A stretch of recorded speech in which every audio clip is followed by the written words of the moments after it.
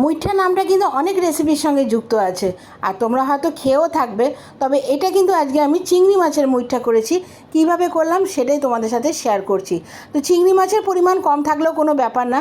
প্রথমে চিংড়ি মাছটাকে আমি একটু নুন হলুদ মাখিয়ে একটা মিক্সিং বলে নিয়ে নিয়েছি। তারপরে 2-3 ঘন্টা ধরে কিছুটা মুসুরির ডাল আমি ভিজিয়ে রেখেছিলাম, সেটাও ভিজে মোটামুটি ফুলে গেছে, সেটাও আমি নিয়ে নিলাম। তবে এটা একটু লক্ষ্য করো, চিংড়ি মাছের পরিমাণটা যেন মুসুরির ডালের থেকে কম না হয়ে যায়, অতএব মানে চিংড়ি মাছের গন্ধটা যেন মুইঠাতে থাকে।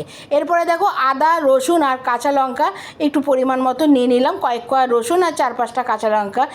এ কটা জিনিসকে মিক্সিতে একটু ভালো মতন পেস্ট করে নেব। আর এর মধ্যে দিয়ে দিয়েছিলাম সামান্য একটু নুন আর হলুদ, আর কিন্তু কিছু না। এই সমস্ত জিনিসকে ভালো মতন একটু পেস্ট করে নিয়ে তার মধ্যে দিয়ে দিয়েছিলাম খানিকটা বেকিং সোডা।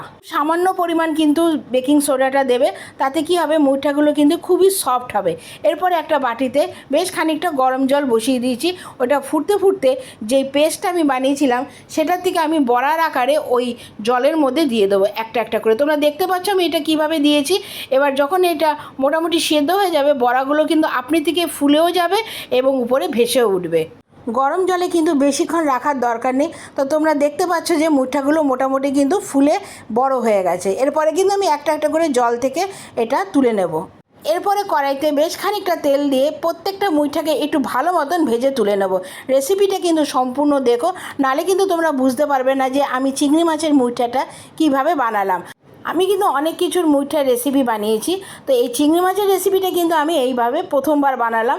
খেতে কিন্তু দারুণ হয়েছিল, তোমরাও একবার বাড়িতে ট্রাই করো। এরপরে কড়াইতে আরও খানিকটা তেল দিয়ে 2টো এলাচ আর দারচিনি ফোড়ন দিয়ে দিলাম। তারপরে 2টো আলুকে ছোট ছোট করে কেটে তেলের মধ্যে দিয়ে দিলাম। আর এদিকে একটা পেস্ট বানিয়ে নিয়ে নিয়েছিলাম টমেটো, পেঁয়াজ, আদা রসুন আর কাঁচা লঙ্কা, সেটাও আমি ওই আলুর মধ্যে দিয়ে দিলাম। এরপরে আলুর সাথে মশলাটাকে বেশ ভালো মতন মাখিয়ে বেশ খানিকক্ষণের জন্য রান্না করে নিতে হবে।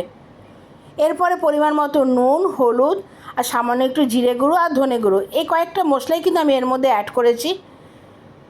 আর দেখতে পাচ্ছ বড়াগুলো কিন্তু মোটামুটি ভাজা হয়ে গেছে। আলুর সাথে কিন্তু মশলাগুলোকে ভালো মতন রান্না করে নিতে হবে যতক্ষণ না এটা থেকে কাঁচা গন্ধ যাচ্ছে। আর মোটামুটি যখন তেল ছেড়ে আসবে তখনই বুঝবে যে মশলাটা কষানো হয়ে গেছে। আর হ্যাঁ, মশলাটা কষাতে কষাতে তোমরা আমাকে কমেন্টস করে জানাও যে কে কোথা থেকে এই রেসিপিটা দেখছো। আর রেসিপিটা যদি তোমাদের ভালো লেগে থাকে তাহলে অবশ্যই কিন্তু একটু লাইক, কমেন্টস আর এটা আপনজনদের সাথে শেয়ার করে দিও। আর মশলাটা যখনই কষানো হয়ে গেছে তার মধ্যে দিয়ে দিয়েছি সামান্য একটু মিষ্টি আর পরিমাণ মতন জল। জলের পরিমাণ খুব একটা বেশি দেওয়ার দরকার নেই। ঝোলটা যখনই ফুটে উঠবে তখনই আমি দিয়ে দিয়েছি ভেজে রাখা মুইঠাগুলো। তো রেসিপিটা কিন্তু আমার প্রায় কমপ্লিট। নামানোর আগে দিয়ে দিয়েছিলাম সামান্য একটু ঘি। কেমন লাগলো অবশ্যই কিন্তু তোমরা আমাকে কমেন্টস করে বলো। আর রেসিপিটা যদি তোমরা ফেসবুক থেকে দেখে থাকো তাহলে অবশ্যই ফলো করে দিও। যারা ইউটিউব থেকে দেখছো, যারা আমার চ্যানেলটা এখনও সাবস্ক্রাইব করোনি তারা এখনই গিয়ে বেল বাটনটা টিপে দিয়ে আমার চ্যানেলটা সাবস্ক্রাইব করে দাও, যাতে এরকম নিত্য নতুন রেসিপি যখনই শেয়ার করবো তার নোটিফিকেশান সবার আগে তোমাদের কাছে পৌঁছে যায়। তাহলে দেখতেই পাচ্ছ নামানোর আগে সামান্য ঘি আর গরম মশলা দিয়ে রেসিপিটা কমপ্লিট করলাম। ভালো লাগলে পাশে থেকো। আসবো একটা নতুন রেসিপি তোমাদের সাথে আবার শেয়ার করতে। আর তোমাদের ভালোবাসা আর তোমাদের কমেন্টস কিন্তু আমার একান্তভাবে প্রয়োজন। আবার দেখা হবে একটা অন্য রেসিপির সঙ্গে। এখনের জন্য টাটা।